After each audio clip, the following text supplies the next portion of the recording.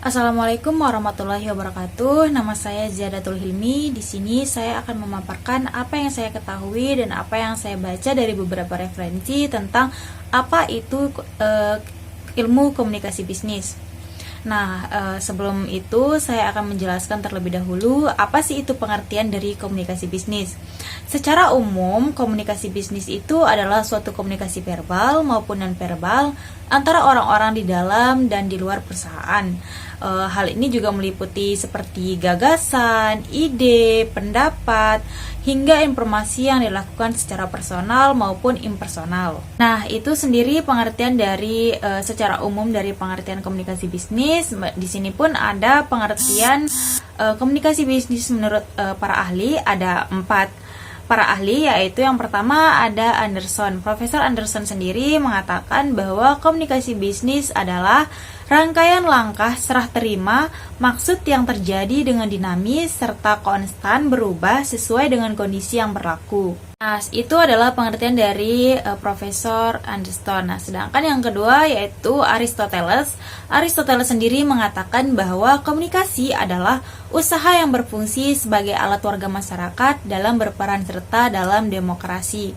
Dan yang selanjutnya menurut dari Profesor James A.F. Stone mengatakan bahwa pengertian komunikasi bisnis adalah suatu proses pada seseorang yang berusaha untuk memberikan pengertian dan informasi dengan cara menyampaikan pesan kepada orang lain.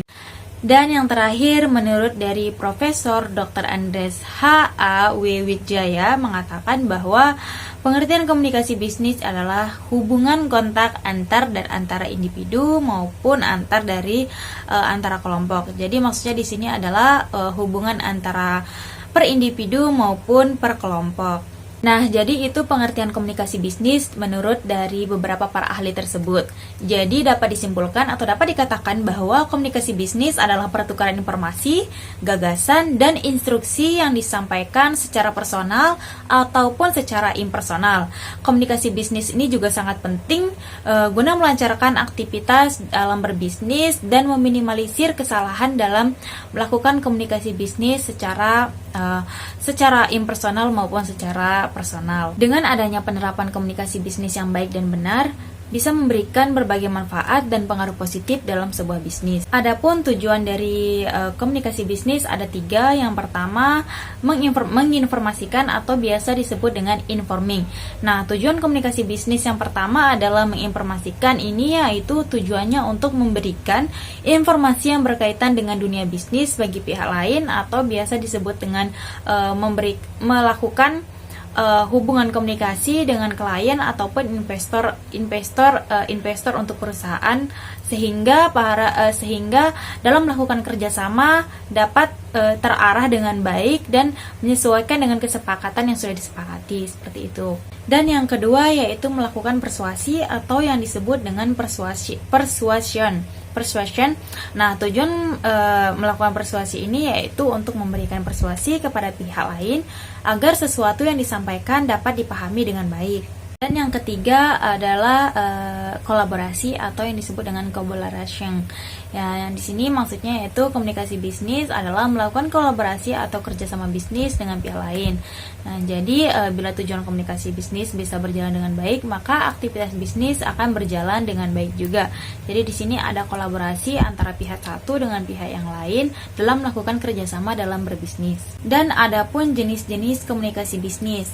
Yang pertama, komunikasi internal ke atas. Nah, jadi di sini komunikasi internal ke atas ini adalah komunikasi yang berasal dari bawahan ke manajer atau individu dalam melakukan hierarki perusahaan. Nah, jadi setiap pemimpin itu harus memastikan bahwa informasi dapat mengalir lancar ke atas agar mendapat pemahaman yang benar tentang operasi bisnis. Jadi dari bawah ke atas itu adalah supaya informasi yang didapatkan itu mendapatkan pemahaman yang baik atau yang benar sehingga tidak terjadinya simpang antara pemahaman yang di bawah dengan pemahaman yang di atas.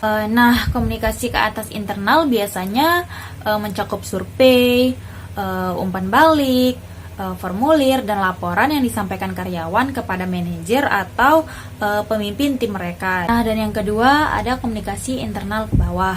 Komunikasi bisnis internal ke bawah ini maksudnya yaitu berasal dari atasan kepada suatu bawahan. Bisa dikatakan bahwa berasal dari pemimpin ke karyawan atau ke bawahannya. Nah, jenis komunikasi ini bisa dalam bentuk surat, memo, atau arahan verbal secara langsung. Dan yang ketiga ada komunikasi bisnis internal lateral. Dalam komunikasi bisnis internal lateral ini terjadi di antara karyawan di tempat kerja. Komunikasi ini bisa dilakukan dalam berbagai cara, misalnya dengan sosial media, telepon, atau email. Jenis komunikasi ini dapat terjadi di dalam atau antar departemen. Keempat, ada namanya komunikasi eksternal. Komunikasi bisnis eksternal ini adalah setiap komunikasi yang terjadi dengan pihak luar, seperti pelanggan, prospek, vendor, ataupun mitra.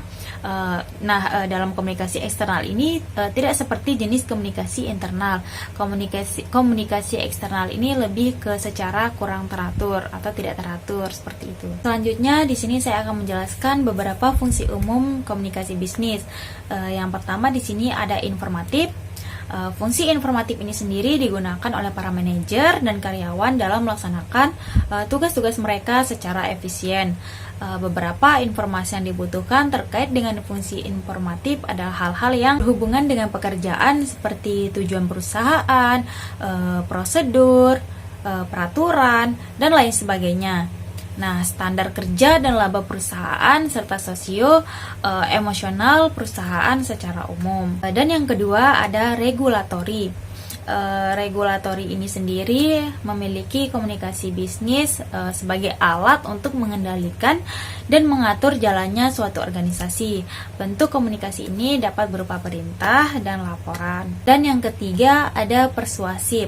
Nah, dari fungsi persuasif ini bisa dikatakan fungsi persuasif berlangsung saat terjadi komunikasi dan interaksi antar karyawan, di mana tujuan komunikasi tersebut adalah agar orang lain dapat menerima ide seseorang. Keempat, ada integratif atau yang biasa dikenal dengan integrasi, yang terjadi di dalam perusahaan akan membuat perusahaan tersebut dapat beroperasi secara terpadu dan utuh. Nah, hal tersebut hanya bisa dilakukan bila komunikasi dan koordinasi di perusahaan berjalan dengan baik. Nah, jadi itu saja yang saya ketahui tentang komunikasi bisnis dari beberapa referensi yang saya baca. Jadi seperti itu pemaparannya. Saya sekiranya mungkin ada yang kurang atau yang salah dari penjelasan saya, mohon dimaklumi dan diluruskan. Terima kasih atas perhatiannya. Wassalamualaikum warahmatullahi wabarakatuh.